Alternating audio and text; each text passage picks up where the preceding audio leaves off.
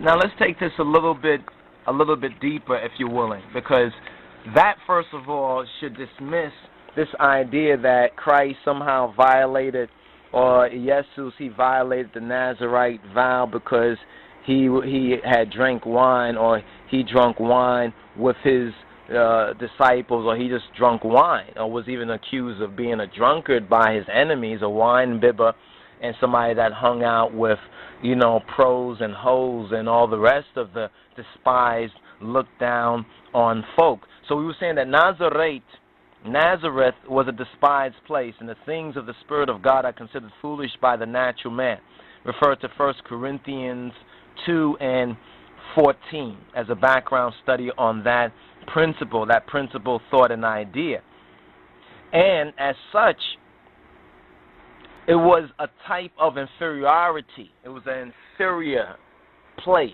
Almost, here's what is similar to the Nazarite vow. Here's what's similar to the Nazarite vow, so forth and so on, that it was looked down on. Those people were looked down on, like one with a dreadlock, one who was growing beard in a society where they shave face and clean face, one who's growing dreadlocks and growing out their hair more than a eighth of an inch from their head, you understand, was despised and looked down on. Now, Nazareth was considered a community of commonplace Hebrews or Negroes, low class, and if not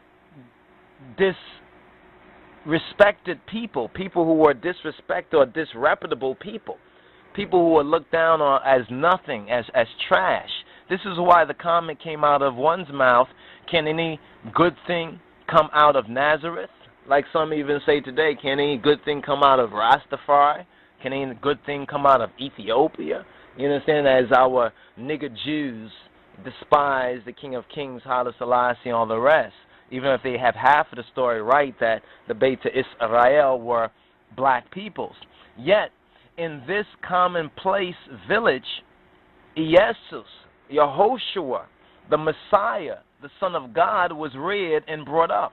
And in the seemingly mediocre mind, the Kristos truth is received, Kabbalah, as well as expressed by his followers, who were Galilean, who were Nazarenes, who were all from Nazareth, with one exception.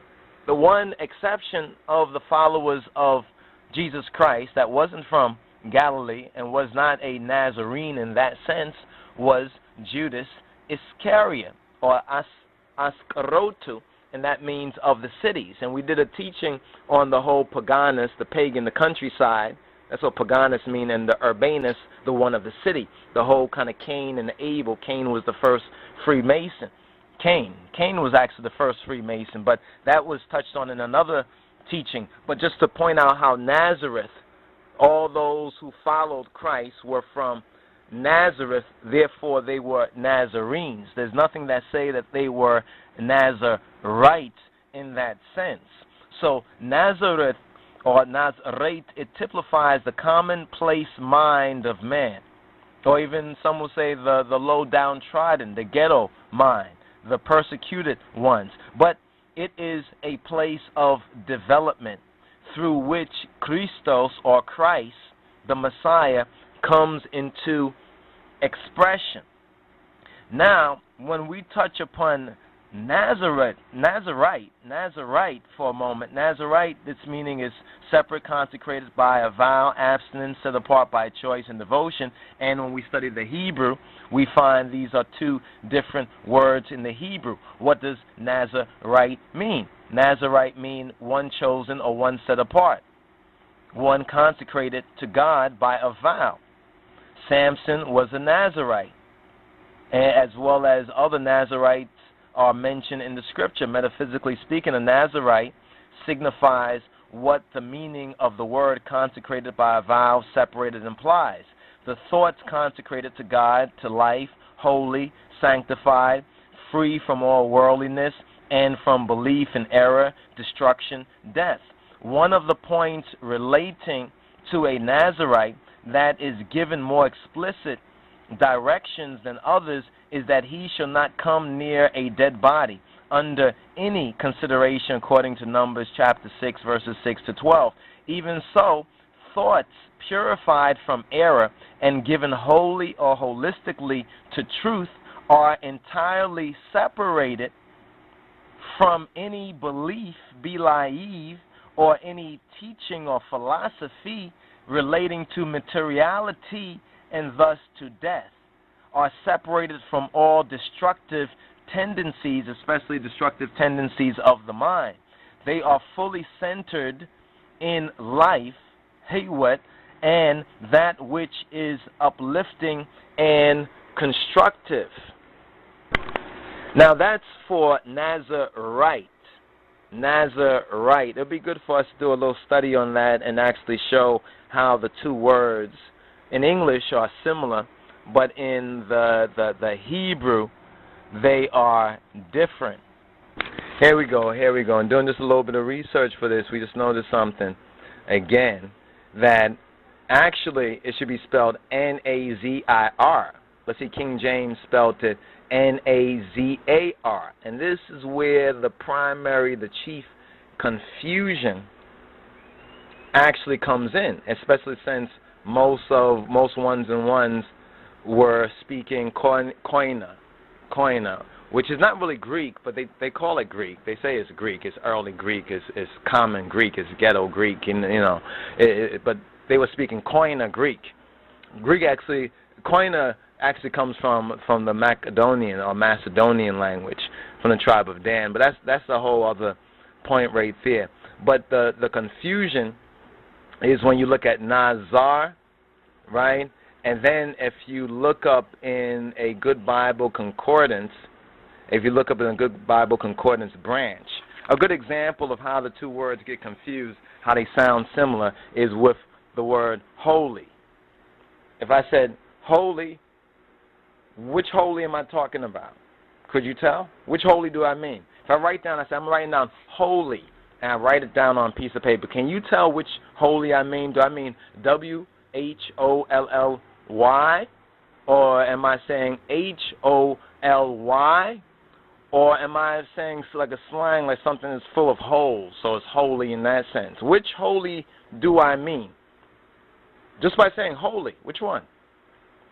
What's the first thing an intelligent person, wise person would be like? Can you give it to me in a sentence? Like a game show. Can I get it in a sentence, please? You smarter than a fifth grader? But that's the same thing with Nazir and Nazarene. This is where one of the big confusion, this is why we have to study. The Bible tells us to study and show ourselves approved, and His Imperial Majesty even tells us and reminds us, the children that is, that education is the key, because we need to be educated about this. We need to study and show ourselves approved. But now when we go to the book of Isaiah, you understand, or Isaiah, Isaiah, chapter 11, verse 1, we find a very interesting phrase. And this is where the reference that let's bring the scripture back here. Again, it says, he shall be called a Nazarene. The whole verse says, and he came and dwelt in a city called Nazareth, that it might be fulfilled, which was spoken by the prophets. Pay attention that it doesn't say by the prophet. This is where a lot of people get it wrong. They think it says the prophet, like one prophet. But it says that it was spoken by the prophets. He shall be called a Nazarene. Why? Why is that so? Many Christians, and we did some research and looked this up, a lot of early Christians, well, when we say early European Christians, so we're not going back to the beginning of Christianity, they understood it then, but early European Christians who were, trying to co-opt Christianity as, the European Christian, religion and stuff like that, the Gentiles, in other words, they had trouble with really understanding what it meant there, and there was a common association that, well, it must mean that he was a Nazarite, especially when the King James Version have it Nazarite, when it should be Nazir, I-T-E, if you really are looking at the Hebrew, but they were looking at the Vulgate.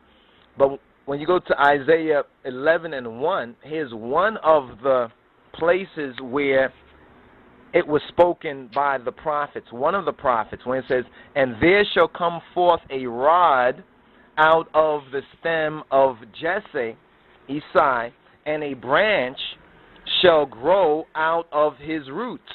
Now, if you look at the Hebrew, you will find that the word for branch is netzer,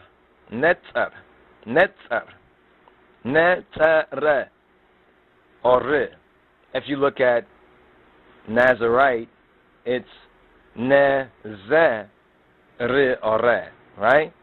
So we have a te and a z sound and a te sound. But that te sound is not so